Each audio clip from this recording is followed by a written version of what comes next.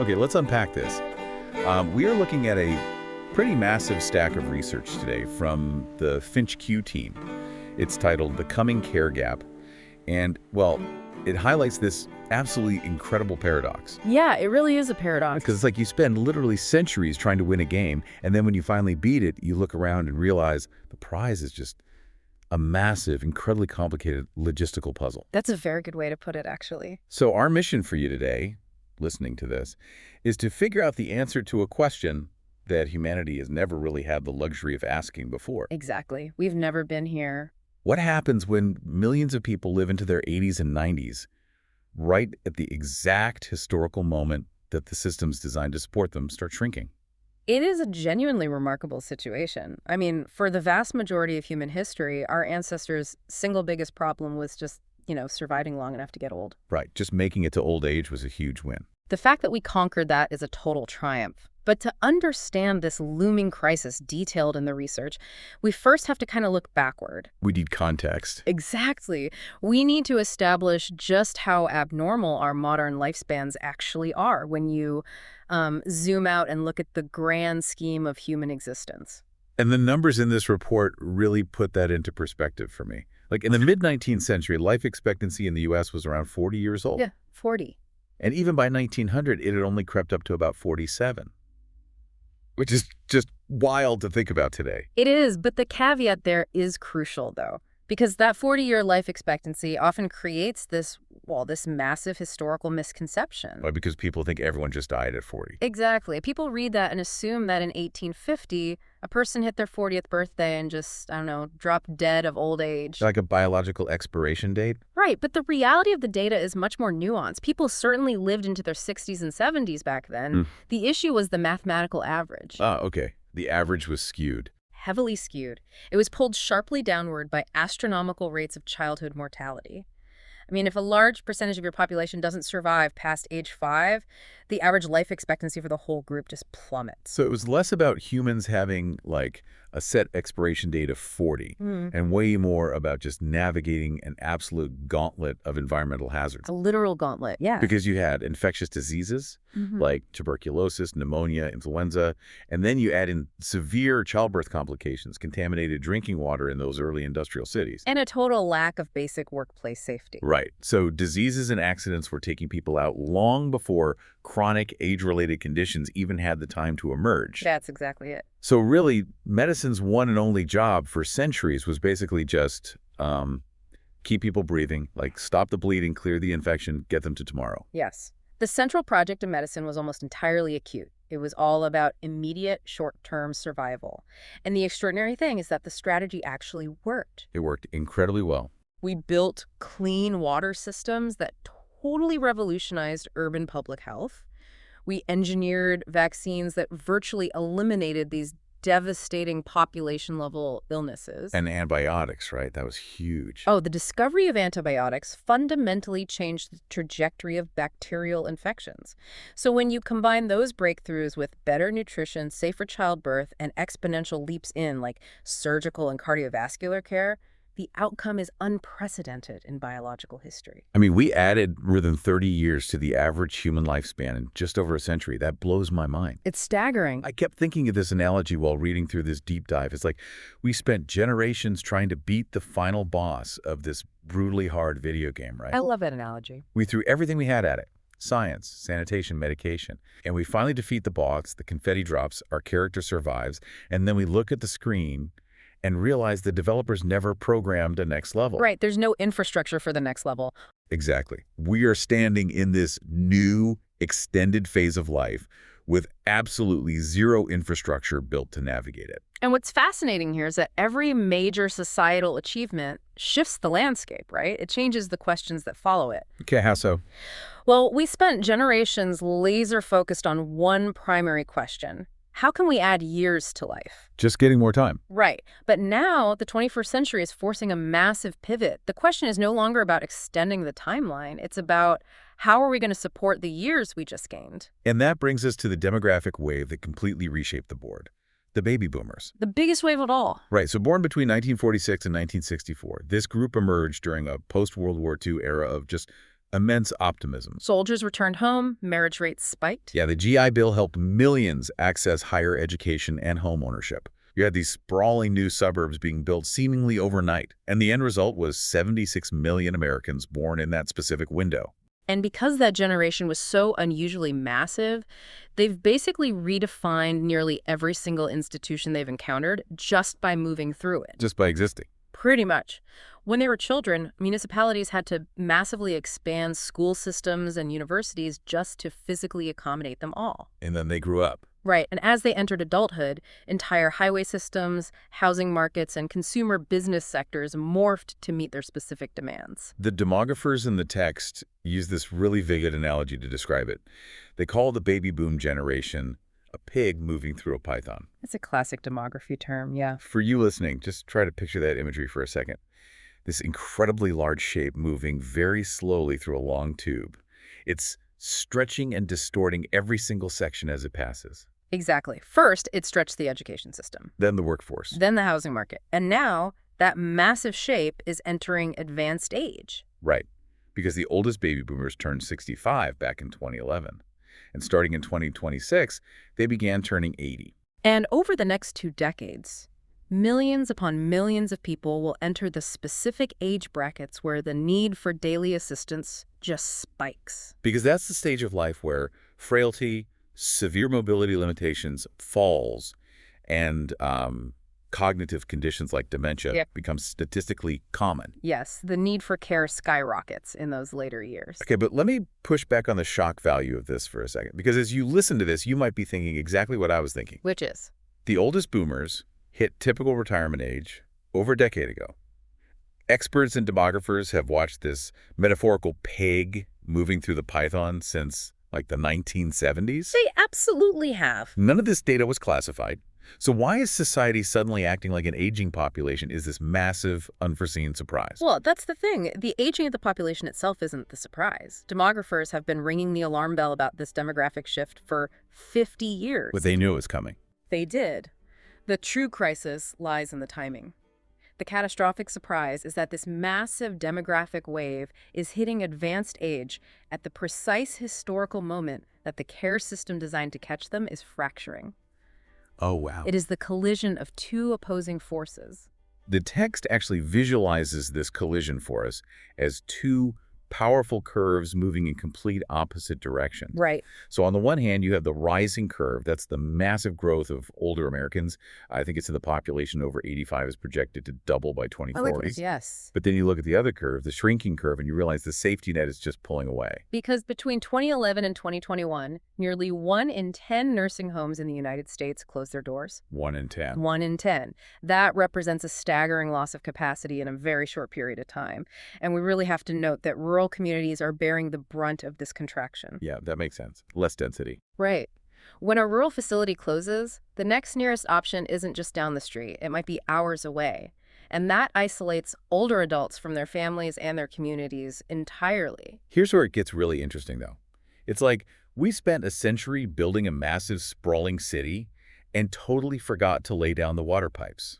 I like that. Like, the structures are there, the people are there, but the fundamental utility required to sustain the population just simply doesn't exist. Because one of the most striking details from the research is this really simple truth. A nursing home is not just real estate. That is the core misunderstanding right there. Uh-huh. We tend to view nursing homes and assisted living facilities as infrastructure projects, like building a bridge. Right, like if we just build the building, the problem is solved. But a building is completely useless without the human labor inside it. Care depends entirely on people. And the economic model for that labor seems completely broken right now. We aren't just talking about a few burned out nurses here. This is a structural failure. It is. The work of caregiving involves profoundly demanding physical and emotional labor. We are talking about lifting and transferring adults from a bed to a wheelchair. Which is heavy, hard work. Very heavy. It involves bathing, dressing, managing complex medication schedules, and navigating the incredibly difficult behavioral challenges that accompany cognitive decline. Right, like Alzheimer's or dementia. Exactly. It is intimate, grueling human labor that cannot be automated or outsourced. Yet the profession is plagued by low wages, high turnover, and just intense burnout. I think the public assumption was that the pandemic caused this shortage, right? A lot of people think that, yeah. But the research argues otherwise.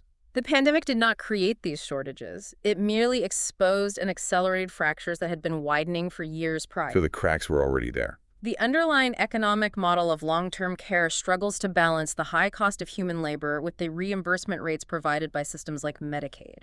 The funding isn't keeping up. Right. So when retail or fast food sectors increase their hourly wages, care facilities struggle to compete for workers. The crisis hitting nursing homes, home health agencies, and rehab facilities isn't a shortage of physical beds. It's a shortage of people. It is a severe shortage of human beings willing and able to stand next to those beds. But the collapse of the formal care sector is only half the equation, right?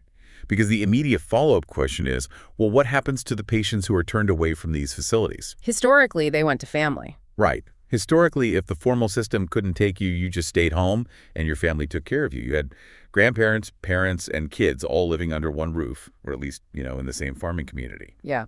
But this research points out that modern life has effectively erased that historical safety net.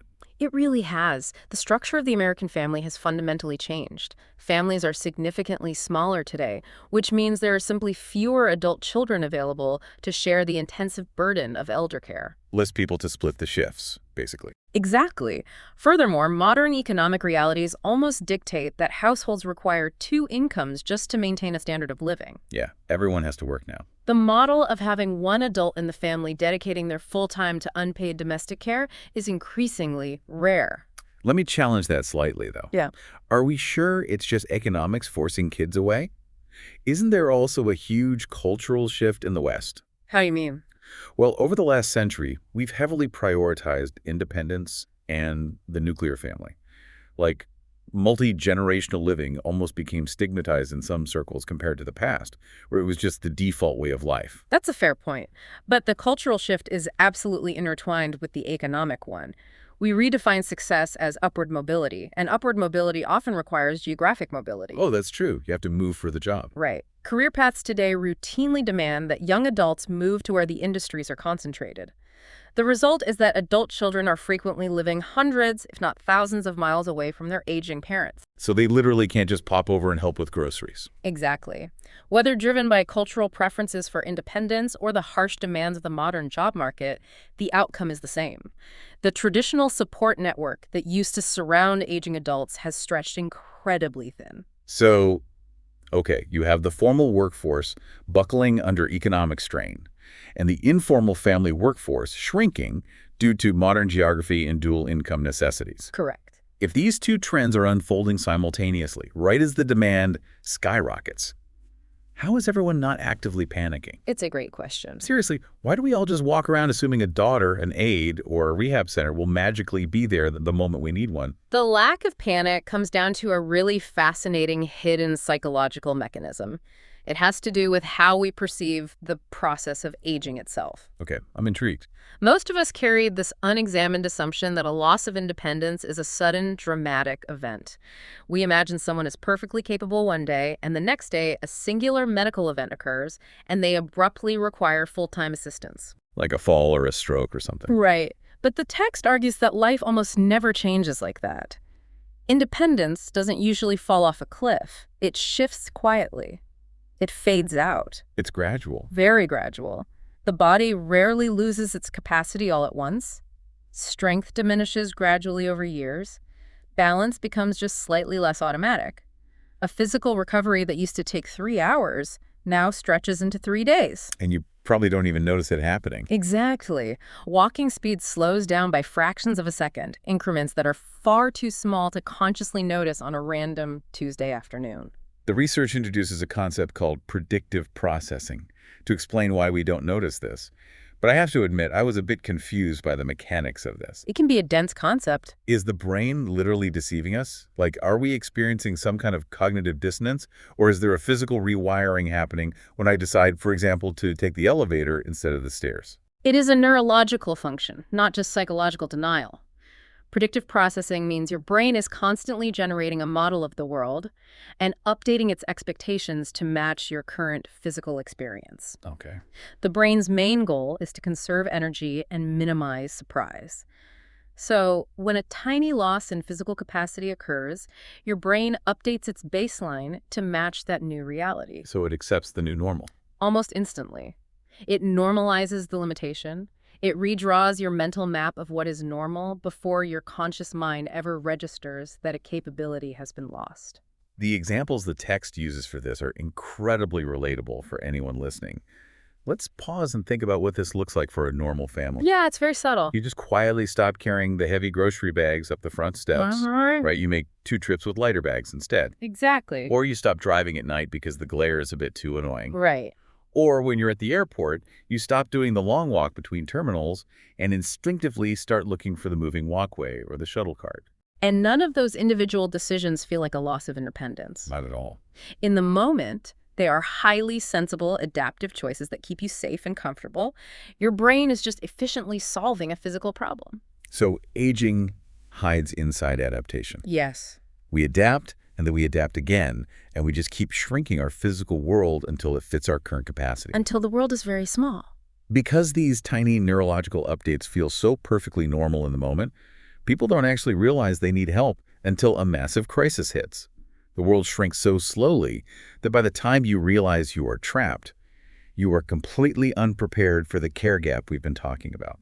Which brings us to the fundamental shift in how we must prepare for the future. Right, the solutions part. For generations, society has conditioned us to view retirement planning through a single, highly specific lens: financial capital. Yeah, totally. Oh. Will I have enough money? We just focus on building the 401k. That's what retirement prep means to most people. Financial security is undeniably essential, obviously. But this research introduces 2 other mandatory buckets of capital that will dictate your future quality of life just as much, if not more, than your bank account. Okay, what are they? The first is social capital. This is your network, your family, your friendships, your neighbors, your community ties. It's the people who will actually notice if you don't answer the door. Right, the people looking out for you. But the second one is functional capital. And this is the concept from the deep dive that really reframes everything for me. Functional capital is a complete paradigm shift. It is defined as your physical ability to move confidently, to recover from physical setbacks, to adapt to bodily changes, and to continue participating in the everyday mechanics of life. So what does this all mean for you listening right now?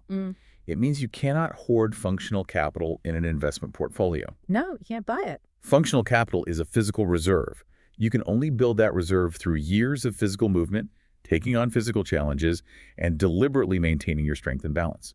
Because here is the harsh reality this research makes crystal clear. Yeah, lay it on us. A massive retirement account will not save you if the workforce doesn't exist. If the economic model of caregiving continues to fracture, your money cannot buy a human being who isn't there to be hired. Wow. If there's no one to hire, your money is basically useless for care. Now, functional capital doesn't guarantee you won't experience illness or disability. Biology still happens. Of course. But it acts as a buffer. That physical reserve determines how much flexibility and independence you retain when those inevitable life changes occur. It is your personal defense against the shrinking care system. It makes your physical resilience your absolute best, and maybe your only reliable safety net. If we pull back and look at the trajectory of the past century, the core objective of human existence has fundamentally changed. In a huge way. For the entire 20th century, merely reaching old age was the definition of progress. But now that millions are routinely living into their 80s and 90s, the very meaning of progress has to evolve. We have to stop solely asking, how long will we live? The critical question we must ask now is, how much of the life we recognize as our own will we still be able to live? That's the real metric. The true goal is no longer just extending the biological timeline. It is preserving capability, participation, and dignity within those extra years. Medicine figured out how to add years to life much faster than society figured out how to support life within those years. It really is a completely new chapter in the human story. Which leaves me with one final, lingering thought for you to chew on today. Okay, let's hear it. Something that wasn't explicitly spelled out in the text, but feels entirely unavoidable when you look at the mechanics of this crisis. If the traditional family structure is permanently scattered, and the human workforce of caregivers is permanently shrinking because the economic model relies on heavy labor and low wages, are we inevitably going to outsource the future of elder care to artificial intelligence and robotics? It is a profound dilemma. What? Because if a nursing home is fundamentally about human labor, what happens to the quality of life when we replace the human labor with machines out of sheer necessity? If true care requires empathy, human touch, and dignity, can a machine ever truly bridge the coming care gap? Or are we just trying to program our way out of a human crisis? That is the million-dollar question. It's something to think about the next time you hear someone celebrating our victory over the survival game. Winning the game, it turns out, was just the prologue. Thank you for joining us on this deep dive. Keep questioning the world around you, keep building that functional capital, and we'll see you next time.